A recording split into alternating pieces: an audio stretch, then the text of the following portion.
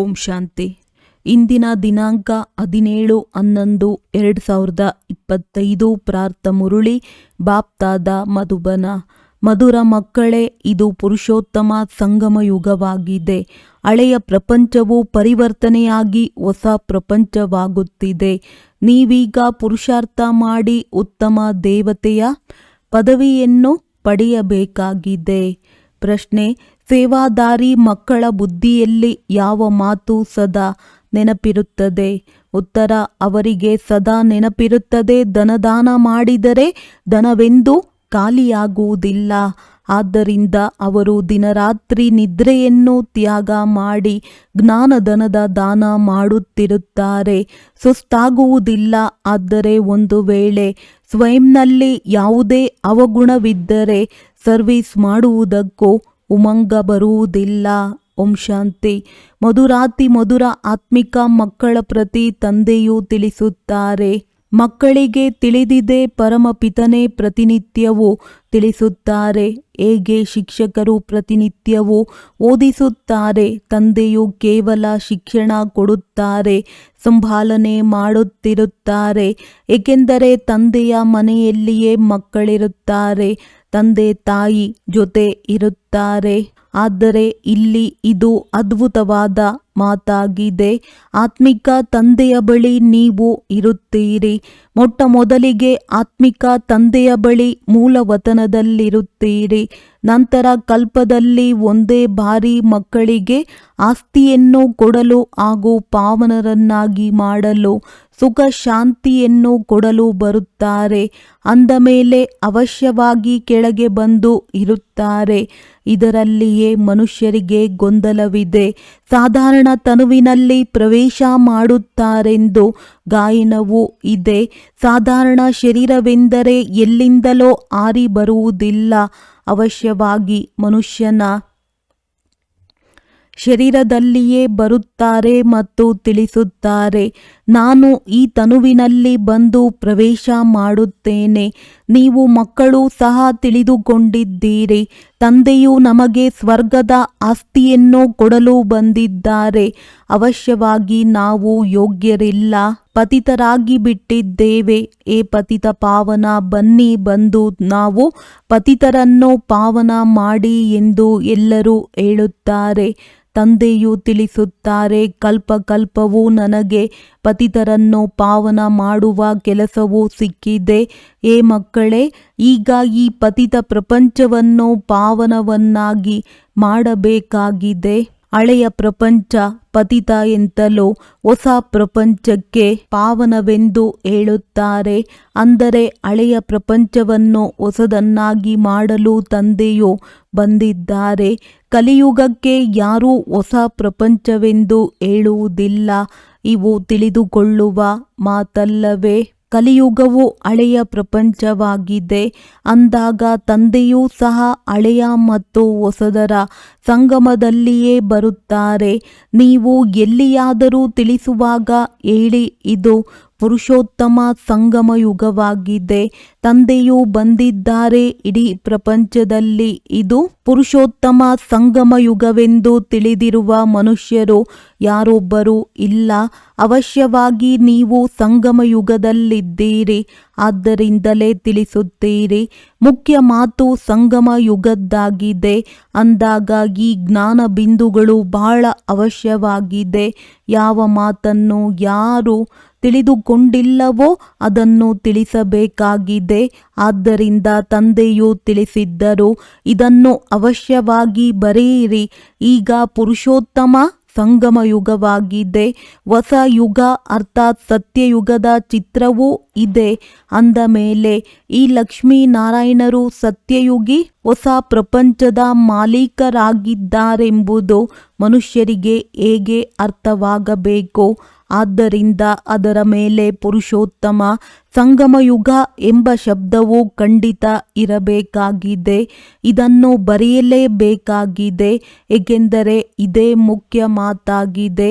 ಕಲಿಯುಗದಲ್ಲಿ ಇನ್ನೂ ಬಹಳಷ್ಟು ವರ್ಷಗಳಿದೆ ಎಂದು ಮನುಷ್ಯರು ತಿಳಿದುಕೊಂಡಿದ್ದಾರೆ.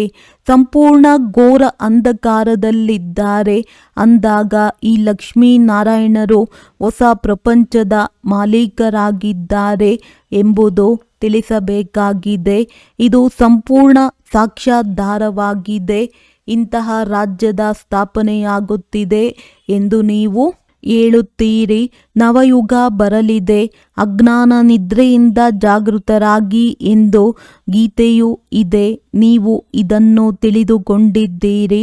ಈಗ ಸಂಗಮ ಯುಗವಾಗಿದೆ. ಇದಕ್ಕೆ ನವಯುಗವೆಂದು ಹೇಳುವುದಿಲ್ಲ, ಸಂಗಮಕ್ಕೆ ಸಂಗಮ ಯುಗವೆಂದೇ ಹೇಳಲಾಗುತ್ತದೆ. ಇದು ಪುರುಷೋತ್ತಮ ಸಂಗಮ ಯುಗವಾಗಿದೆ. ಈ ಸಮಯದಲ್ಲಿಯೇ ಹಳೆಯ ಪ್ರಪಂಚವು ಸಮಾಪ್ತಿಯಾಗಿ ಹೊಸ ಪ್ರಪಂಚವು ಸ್ಥಾಪನೆಯಾಗುತ್ತಿದೆ. ಮನುಷ್ಯರಿಂದ ದೇವತೆಗಳಾಗುತ್ತಿದ್ದೀರಿ. ರಾಜಯೋಗವನ್ನು ಕಲಿಯುತ್ತಿದ್ದೀರಿ. ದೇವತೆಗಳಲ್ಲಿಯೂ ಉತ್ತಮ ಪದವಿಯು ಈ ಲಕ್ಷ್ಮೀ ನಾರಾಯಣರದ್ದಾಗಿದೆ. ಇವರು ಮನುಷ್ಯರೇ ಆಗಿದ್ದಾರೆ, ಆದರೆ ಇವರಲ್ಲಿ ದೈವಿ ಗುಣಗಳಿವೆ. ಆದ್ದರಿಂದ ದೇವಿ ದೇವತೆಗಳೆಂದು ಹೇಳಲಾಗುತ್ತದೆ. ಎಲ್ಲದಕ್ಕಿಂತ ಉತ್ತಮ ಗುಣವು ಪವಿತ್ರತೆಯಾಗಿದೆ. ಆದ್ದರಿಂದಲೇ ಮನುಷ್ಯರು ದೇವತೆಗಳ ಮುಂದೆ ಹೋಗಿ ತಲೆಬಾಗುತ್ತಾರೆ. ಯಾರು ಸರ್ವಿಸ್ ಮಾಡುತ್ತಿರುವರೋ ಅವರ ಬುದ್ಧಿಯಲ್ಲಿಯೇ ಇವೆಲ್ಲ ಮಾತುಗಳು ಧಾರಣೆಯಾಗುವುದು. ಧನದಾನ ಮಾಡಿದರೆ ಅದೆಂದೂ ಖಾಲಿಯಾಗುವುದಿಲ್ಲ ಎಂದು ಹೇಳಲಾಗುತ್ತದೆ. ಜ್ಞಾನವು ಬಹಳ ಸಹಜವಾಗಿದೆ, ಆದರೆ ಕೆಲವರಲ್ಲಿ ಚೆನ್ನಾಗಿ ಧಾರಣೆಯಾಗುತ್ತದೆ, ಕೆಲವರಲ್ಲಿ ಆಗುವುದಿಲ್ಲ. ಯಾರಲ್ಲಿ ಅವಗುಣಗಳಿವೆಯೋ ಅವರು ಸೇವಾ ಕೇಂದ್ರವನ್ನು ಸಂಭಾಲನೆ ಮಾಡಲು ಸಾಧ್ಯವಿಲ್ಲ. ಆದ್ದರಿಂದ ತಂದೆಯು ಮಕ್ಕಳಿಗೆ ತಿಳಿಸುತ್ತಾರೆ, ಪ್ರದರ್ಶನಿಯಲ್ಲಿಯೂ ನೇರವಾಗಿ ಶಬ್ದಗಳನ್ನು ತಿಳಿಸಬೇಕು. ಪುರುಷೋತ್ತಮ ಸಂಗಮ ಯುಗದ ಬಗ್ಗೆ ಮುಖ್ಯವಾಗಿ ತಿಳಿಸಿಕೊಡಬೇಕು. ಈ ಸಂಗಮದಲ್ಲಿಯೇ ಆದಿ ಸನಾತನ ದೇವಿ ದೇವತಾ ಧರ್ಮದ ಸ್ಥಾಪನೆಯಾಗುತ್ತಿದೆ. ಯಾವಾಗ ಈ ಧರ್ಮವಿತ್ತೋ ಆಗ ಮತ್ಯಾವುದೇ ಧರ್ಮವಿರಲಿಲ್ಲ. ಈ ಮಹಾಭಾರತ ಯುದ್ಧವೂ ಸಹ ಡ್ರಾಮಾದಲ್ಲಿ ನಿಗದಿಯಾಗಿದೆ. 100 ವರ್ಷಗಳಲ್ಲಿ ಎಲ್ಲರೂ ಸಮಾಪ್ತಿಯಾಗುತ್ತಾರೆ. ಸಂಗಮ ಯುಗಕ್ಕೆ ಕೊನೆ ಪಕ್ಷ 100 ವರ್ಷಗಳಾದರೂ ಬೇಕಲ್ಲವೇ? ಇಡೀ ಪ್ರಪಂಚವೇ ಹೊಸದಾಗುವುದಿದೆ. ಹೊಸ ದೆಹಲಿಯನ್ನು ಮಾಡುವುದರಲ್ಲಿ ಎಷ್ಟು ವರ್ಷಗಳು ಹಿಡಿಸಿತ್ತು? ಇಡೀ ಪ್ರಪಂಚವೇ ಹೊಸದಾಗುವುದಿದೆ. ಹೊಸ ದೆಹಲಿಯನ್ನು ಮಾಡುವುದರಲ್ಲಿ ಎಷ್ಟು ವರ್ಷಗಳು ಹಿಡಿಸಿತ್ತು? ನೀವು ತಿಳಿದುಕೊಂಡಿದ್ದೀರಿ, ಭಾರತದಲ್ಲಿಯೇ ಹೊಸ ಪ್ರಪಂಚವಾಗುತ್ತದೆ ಮತ್ತು ಹಳೆಯದು ಸಮಾಪ್ತಿಯಾಗುತ್ತದೆ. ಅಲ್ಪ ಸ್ವಲ್ಪ ಉಳಿದಿರುತ್ತದೆ ಎಲ್ಲವೇ. ಪ್ರಳಯವಂತೂ ಆಗುವುದಿಲ್ಲ. ಇವೆಲ್ಲ ಮಾತುಗಳು ನಿಮ್ಮ ಬುದ್ಧಿಯಲ್ಲಿದೆ. ಈಗ ಸಂಗಮ ಯುಗವಾಗಿದೆ.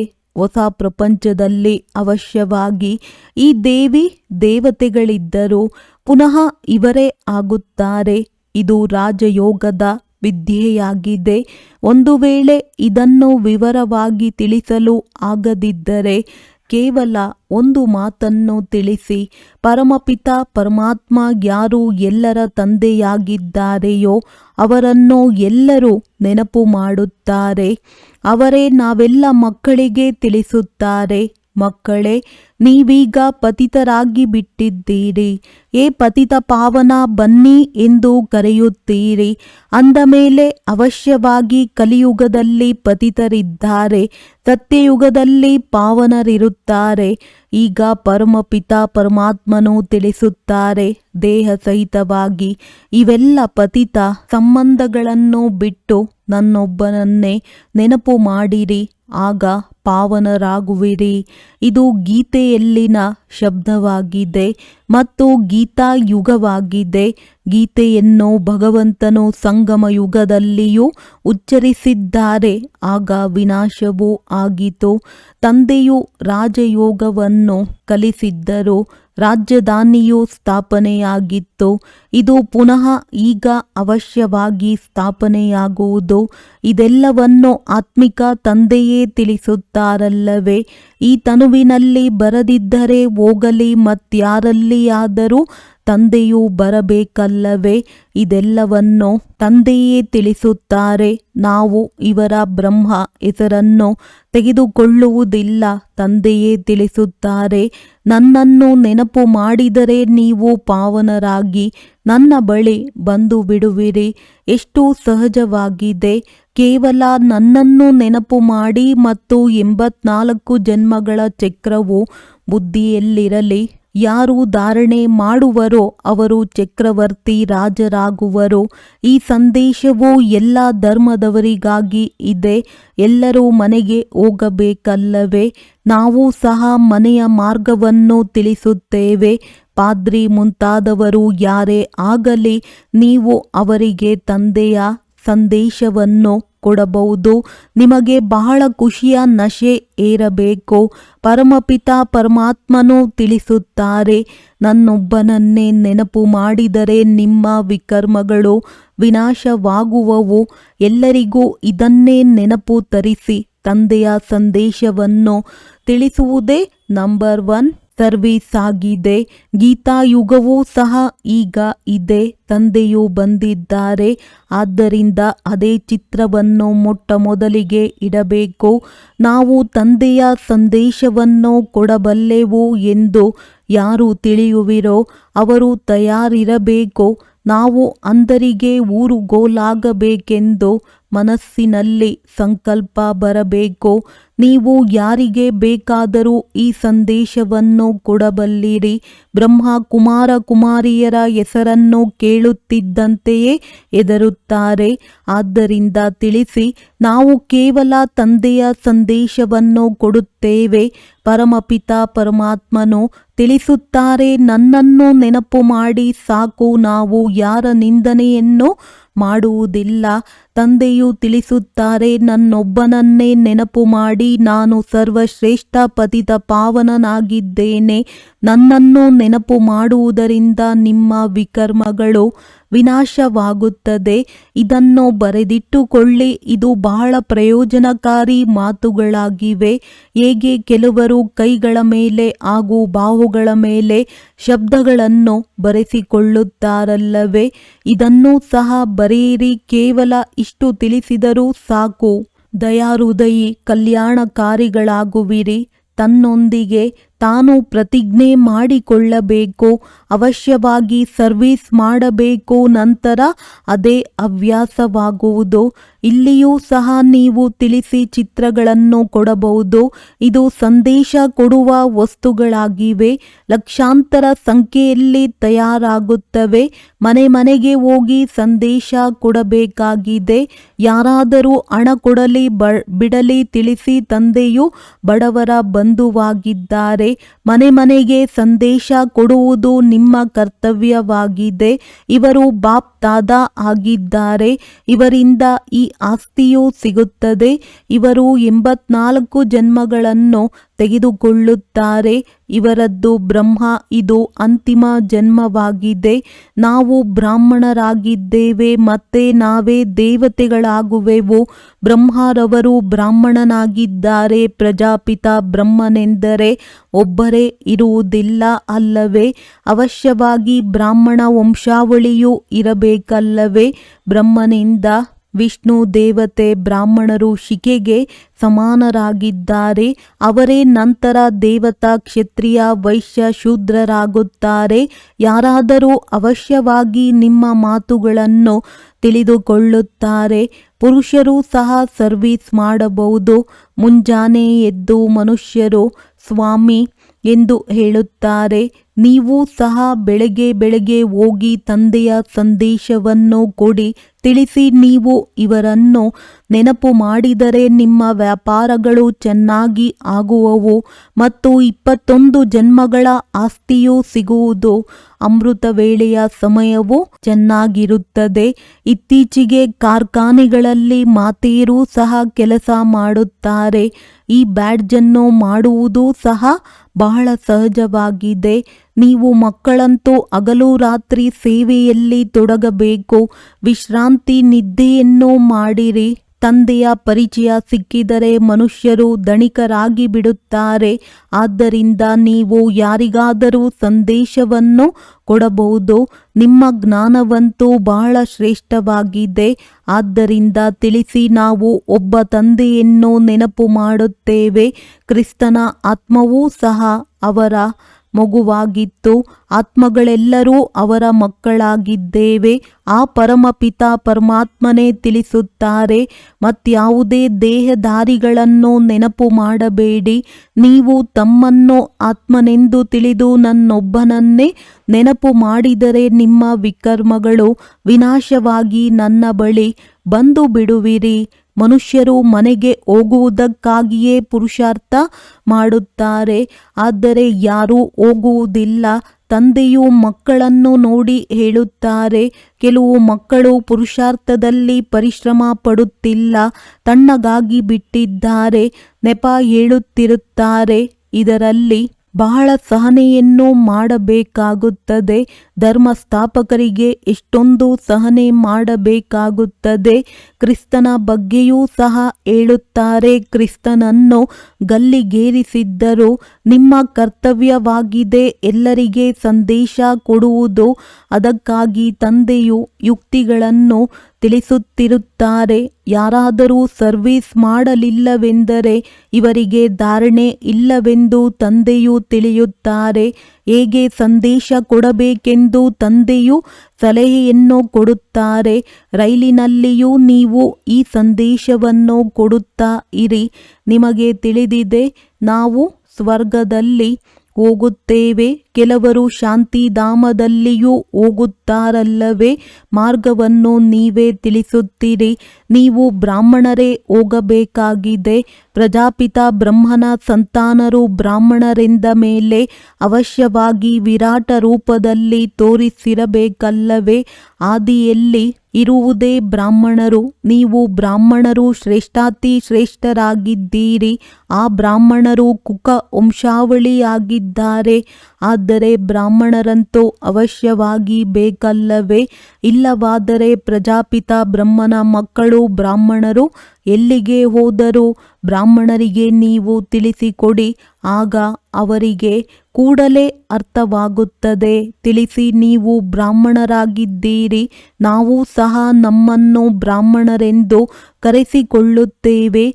ಈಗ ತಿಳಿಸಿ, ನಿಮ್ಮ ಧರ್ಮವನ್ನು ಸ್ಥಾಪನೆ ಮಾಡುವವರು ಯಾರು? ಬ್ರಹ್ಮನ ವಿನಃ ಮತ್ಯಾರ ಹೆಸರುಗಳನ್ನು ಅವರು ತೆಗೆದುಕೊಳ್ಳುವುದಿಲ್ಲ.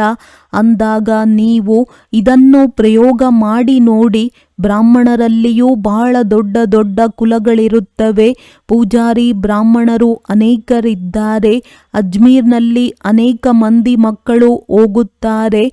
ಆದರೆ ಬಾಬಾ, ನಾವು ಆ ಬ್ರಾಹ್ಮಣರೊಂದಿಗೆ ಮಿಲನ ಮಾಡಿದೆವು ಎಂದು ಯಾರೂ ಸಮಾಚಾರವನ್ನು ತಿಳಿಸಲಿಲ್ಲ ಮತ್ತು ಅವರೊಂದಿಗೆ ಕೇಳಬೇಕು. ನಿಮ್ಮ ಧರ್ಮ ಸ್ಥಾಪನೆ ಮಾಡುವವರು ಯಾರು? ಬ್ರಾಹ್ಮಣ ಧರ್ಮವನ್ನು ಯಾರು ಸ್ಥಾಪನೆ ಮಾಡಿದರು? ನೀವು ಮಕ್ಕಳಿಗಂತೂ ತಿಳಿದಿದೆ ಸತ್ಯ ಬ್ರಾಹ್ಮಣರು ಯಾರು ಎಂದು. ಅಂದ ಮೇಲೆ ನೀವು ಅನೇಕರ ಕಲ್ಯಾಣ ಮಾಡಬಲ್ಲಿರಿ. ತೀರ್ಥಯಾತ್ರೆಗಳಿಗೆ ಭಕ್ತರೇ ಹೋಗುತ್ತಾರೆ. ಈ ಲಕ್ಷ್ಮೀನಾರಾಯಣರ ಚಿತ್ರವು ಬಹಳ ಒಳ್ಳೆಯದಾಗಿದೆ. ಜಗದಂಬೆ ಯಾರು, ಲಕ್ಷ್ಮಿ ಯಾರೆಂಬುದೆಲ್ಲವೂ ನಿಮಗೆ ತಿಳಿದಿದೆ. ಅಂದ ಮೇಲೆ ನೌಕರರು, ಕಾಡು ಜನರು ಮೊದಲಾದವರೆಲ್ಲರಿಗೂ ಸಹ ನೀವು ತಿಳಿಸಿಕೊಡಬಹುದು. ಅವರಿಗೆ ತಿಳಿಸಿಕೊಡುವವರು ನಿಮ್ಮ ವಿನಃ ಮತ್ಯಾರೂ ಇಲ್ಲ. ಅಂದ ಮೇಲೆ ಬಹಳ ದಯಾಹೃದಯಿಗಳಾಗಬೇಕಾಗಿದೆ. ಅವರಿಗೆ ತಿಳಿಸಿ, ನೀವು ಸಹ ಪಾವನರಾಗಿ ಪಾವನ ಪ್ರಪಂಚದಲ್ಲಿ ಹೋಗಬಹುದು. ಆದ್ದರಿಂದ ತಮ್ಮನ್ನು ಆತ್ಮನೆಂದು ತಿಳಿದು ಶಿವತಂದೆಯನ್ನು ನೆನಪು ಮಾಡಿ ಅನ್ಯರಿಗೆ ಮಾರ್ಗವನ್ನು ತಿಳಿಸುವ ಬಹಳ ಉಮಂಗವಿರಬೇಕು. ಯಾರು ಸ್ವಯಂ ನೆನಪು ಮಾಡುತ್ತಿರುವರೋ ಅವರೇ ಅನ್ಯರಿಗೆ ನೆನಪು ತರಿಸುವ ಪುರುಷಾರ್ಥ ಮಾಡುತ್ತಾರೆ. ತಂದೆಯಂತೂ ಹೋಗಿ ಮಾತನಾಡುವುದಿಲ್ಲ. ಇದು ನೀವು ಮಕ್ಕಳ ಕರ್ತವ್ಯವಾಗಿದೆ. ಬಡವರ ಕಲ್ಯಾಣವನ್ನು ಮಾಡಬೇಕಾಗಿದೆ. ಪಾಪ ಅವರೂ ಸಹ ಸುಖಿಯಾಗಲಿ. ಸ್ವಲ್ಪ ನೆನಪು ಮಾಡಿದರೂ ಸಹ ಒಳ್ಳೆಯದೇ, ಏಕೆಂದರೆ ಪ್ರಜೆಗಳಲ್ಲಿಯಾದರೂ ಬರುವರು. ಈ ಧರ್ಮವು ಬಹಳ ಸುಖ ಕೊಡುವಂಥದ್ದಾಗಿದೆ. ದಿನ ಪ್ರತಿದಿನ ನಿಮ್ಮ ಪ್ರಭಾವವು ಹೆಚ್ಚುತ್ತಾ ಹೋಗುವುದು. ಎಲ್ಲರಿಗೆ ಇದೇ ಸಂದೇಶವನ್ನು ಕೊಡುತ್ತಾ ಇರಿ. ತನ್ನನ್ನು ಆತ್ಮನೆಂದು ತಿಳಿದು ತಂದೆಯನ್ನು ನೆನಪು ಮಾಡಿ. ನೀವು ಮಧುರಾತಿ ಮಧುರ ಮಕ್ಕಳು, ಪದಂ ಭಾಗ್ಯಶಾಲಿಗಳಾಗಿದ್ದೀರಿ. ಮಹಿಮೆಯನ್ನು ಕೇಳಿದಾಗ ತಿಳಿದುಕೊಳ್ಳುತ್ತೀರಿ. ಅಂದ ಮೇಲೆ ಮತ್ತೆ ಯಾವುದೇ ಮಾತಿನ ಚಿಂತೆಯನ್ನೇಕೆ ಮಾಡುವಿರಿ? ಇದು ಗುಪ್ತ ದಾನ, ಗುಪ್ತ ಖುಷಿಯಾಗಿದೆ. ನೀವು ರಕ್ಷಣಾ ಸೈನಿಕರಾಗಿದ್ದೀರಿ.